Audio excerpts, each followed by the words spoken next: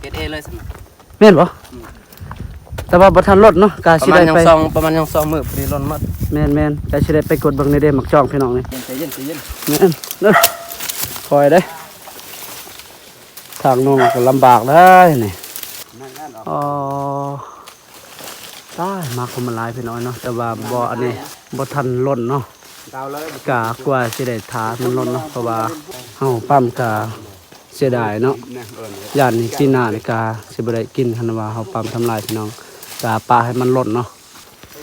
ก็สบายดีพี่น้องเนาะสบายดีเด้อพ่อแม่พี่น้องเนาะตอนนี้กาบาซิกาสิได้อัปเดตเนาะกาสิได้บุป่าบุดงพี่น้องแล้วชมบรรยากาศอยู่ป่าอยู่ดงเนาะพี่น้องแล้วกาสิได้ไปหากินนี่แหละพี่น้องเนาะก็คือหาหยอดบนแล้วก็หน่อไม้แหละ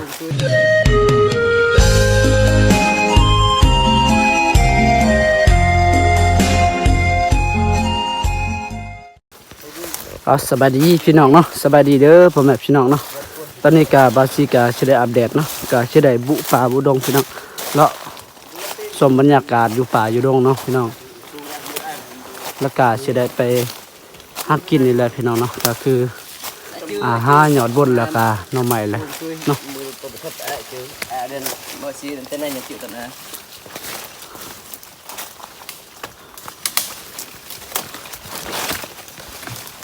บ่แม่นบ่อนอาพานี่บ่เฮานั่งพักกันบ่แม่นบ่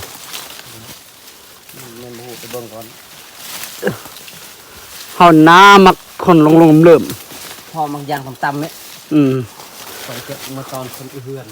แม่นนี่นะนี่แบบเขาฉีดเนาะแบบเขาเอาสเปรย์ฉีด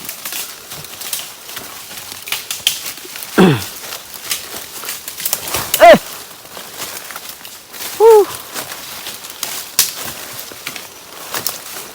นี่น้องตีอันบ่มชิไปจับสุเวนหมู่ยานโอ้ยคงมันฮ้อน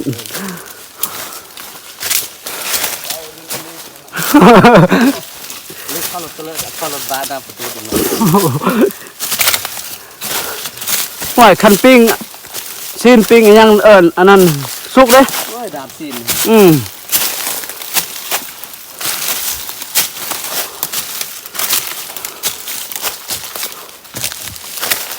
นั่นหูบ่เป็นยังก้อนหินนี่เป็นสิจากแล้วธรรมชาติทั้งมันคือซีเมนต์แล้วโอ้ยคำถามนี่เนาะ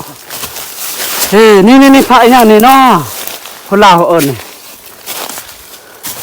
เคยมากินลงดึงอันนี้เนี่ยบ่สวยปรอกสร้างประจักษ์แต่ว่าทางอันนี้ว่าซาลาประจักษ์เลยค่ะประจักษ์ซื้อ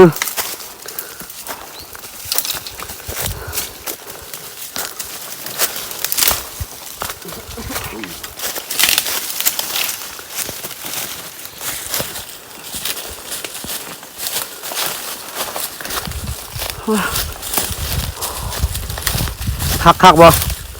บรรยากาศดีด้วยเนาะลุยมื้อนี้เฮาบุกป่าบุดงคือเก่าคลิปก่อนก็ได้ไปป่าคือกันพี่น้องแม่น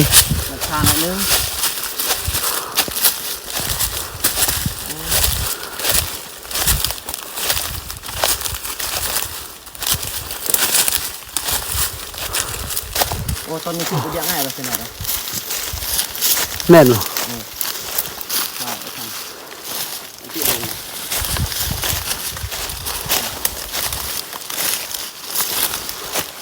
เนาะ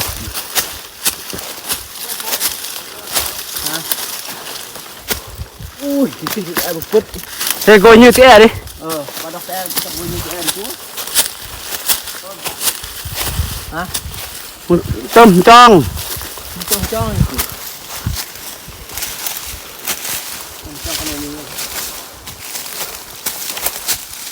แล้วมังบ่บะจังแก่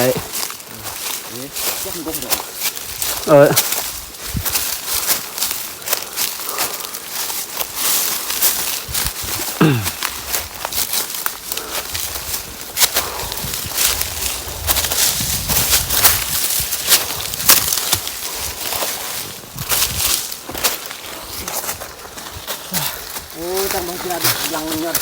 วิวเลยนะ อันนี้ดิบ่โอ้โหได้ไปชมวิวอีกแล้วได้ขึ้นอันนี้สิได้ไปบอนอันนี้บอนเทิงมนาภากาสิได้อัปเดตเนาะมาเบิ่งอันนี้บรรยากาศอยู่บ้านเวียงไส้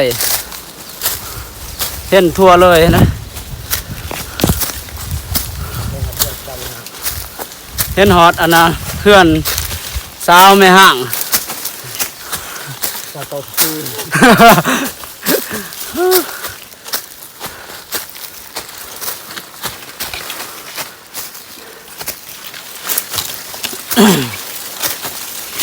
ฮึบ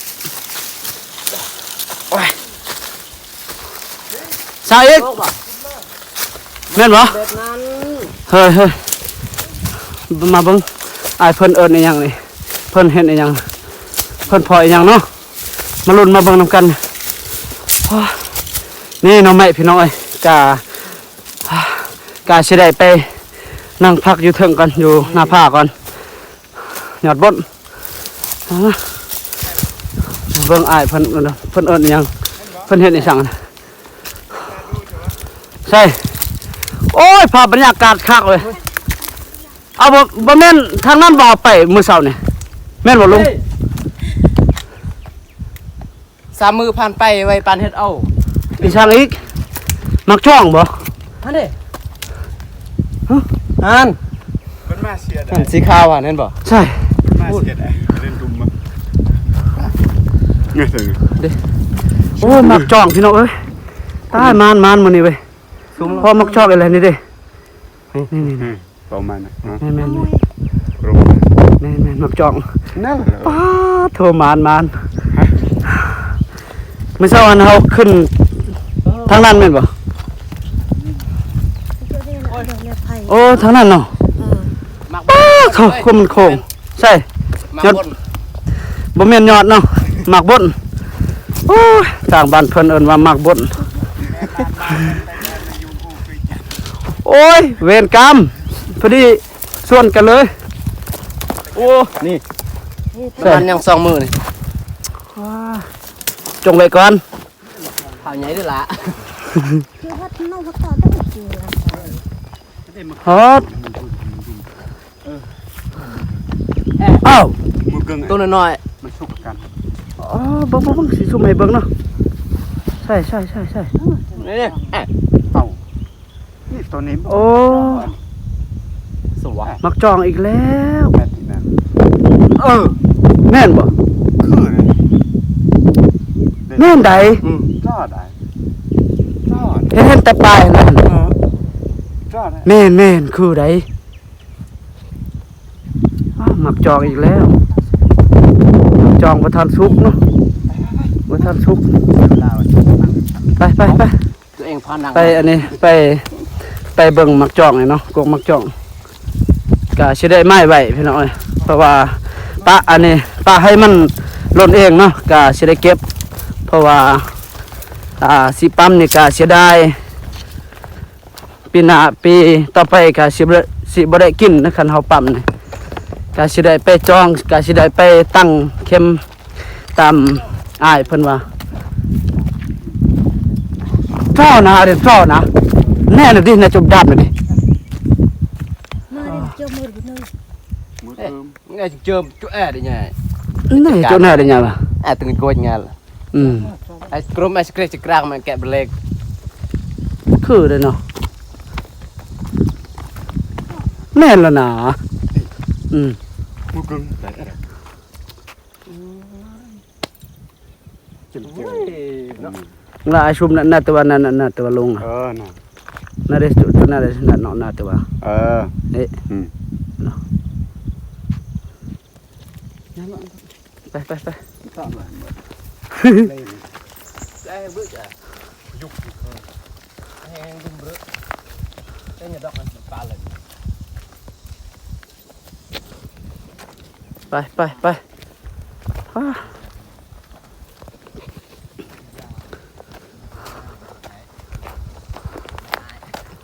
มาอันนี้เนาะมาเบิ่งมักจองโอ้ยมานมีบังเอิญพี่น้องเอ้ยว่าสิได้ อันนี้ทีมงานเฮาก็สิได้พากันอันนี้ไปเก็บผักหยังอันน่ะฮะ เกตเอเลยสิ แม่นบ่แต่ว่าบ่ทันรถเนาะก็ ประ สิ มาณ ได้ ยัง ไป ซองประมาณยังซองมือพอดีล้นมัด แม่นก็สิได้ไปกดเบิ่งในเด้มักจ้องพี่น้องนี่อ้ายสิได้ไปอันนี้เนาะไปเบิ่งก่อนสิได้ไปเก็บตัวมันล้นแล้วพี่น้องเอ้ยอ๋อมอกับอันนี้กลับบ้านเฮาเลยพี่น้องเนาะ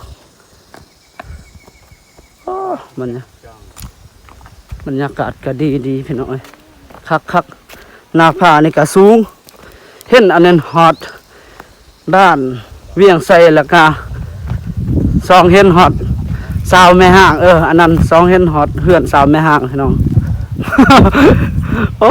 วันนี้ก็บัดสิก็อันนี้เป้งรถเนาะเบิดเบอเลยกับอันนี้ลุงดึงก็สิได้ไปป้านี่แหละหากมีโอกาสมื้อนี้อีกพี่น้องเอามาลุ้นมาเบิ่งเนาะสิได้ไปอัปเดตให้พี่น้องได้เบิ่งเนาะว่าพี่ๆน้องๆก็บ่เคยเห็นกบมักจอกแล้วก็บ่เคยเห็นหมากจอกเนาะเดี๋ยวว่าสิก็สิอัปเดตนี่เด้พี่น้องนี่นะมักจอกพี่น้องเด้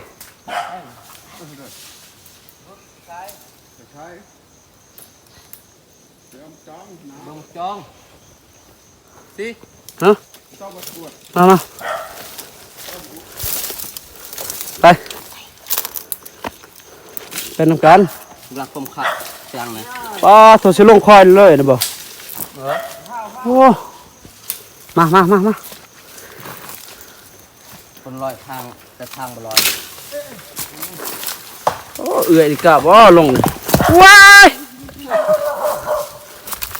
โอ้มามีคนนี่นะ คอยได้บ่เลย มีคนเลยมีคนมาเบิ่งมักจองก็สิได้ไปเบิ่งน้ำกันเนาะผู้ว่าคนบ้านใดมาว่าใครเป็นไผเนาะเดี๋ยวก็เฮามาเบิ่งน้ำกัน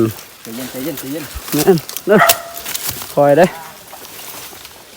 ทางน้องก็ลำบากได้นี่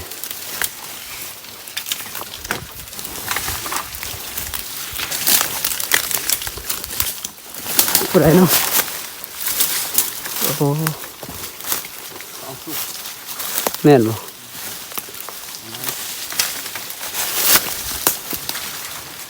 โอ้ผู้ใดเนาะมาเบิ่ง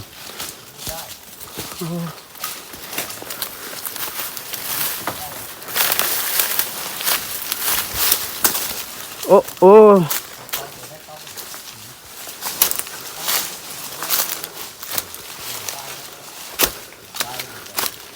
นี่เด้พี่น้องเนาะโอ้เด้กบมักจ่องจะบาสิกาสิได้อัปเดตเนาะให้เบิ่งโอ้สบายดีมานบ่บ่มาน มันมักจอมคุณมัน โอ้มาพร้อมมักจ่องกบมักจ่องนี่อ๋อตายมาคนมาหลายพี่น้อยเนาะแต่ว่าบ่อันนี้บ่ทันล้นเนาะกากว่าสิได้ทามันล้นเนาะเพราะว่าเฮาปั๊มกาเสียดายเนาะย่านนี้ปีหน้านี่กาสิบ่ได้กินคันว่าเฮาปั๊มทำลายพี่น้องกาปลาให้มันล้นเนาะ สุกหรือเปล่าสุกแล้วล่ะ สุกแล้วบ่ใส่เบิ่ง แห้งแล้วจม โอ้สุกแล้วเนาะแต่ว่าอันนั้นล้นบ่ทันเบิดเนาะโอ้ยังประมาณ30 มื้อนั่นเนาะ บึ้งไงบึ้งน่าเปียก nhà cái nhà mà miếng chai chỗ โอ้อยู่บ้านเวียงไสบ่ Việt rồi, Nam rồi. cái này cái đấy โดยแม่น gần như hết hào chi có được không biết nó nặng không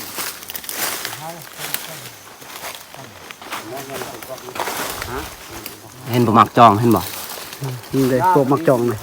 câu พวกเนาะพวกบักใหญ่ใหญ่เติบเลยนี่ ไม่น่าเชื่อ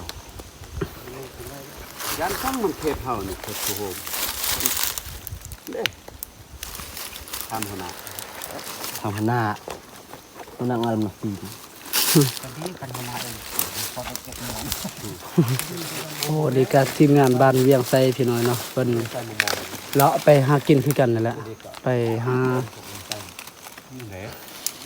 ล่าสัตว์นี่แหละพี่น้องเนาะ เดียวเดียว กาแสดงมาพรกันเพราะว่าทีมงานบาซิกามา4คนคือกันแสดงมาพออยู่กรมมักจองเนาะ แล้วเบ่งปะไตไตกรวยที่อันคือดังเตียงพวกน้ำยาเสร็จ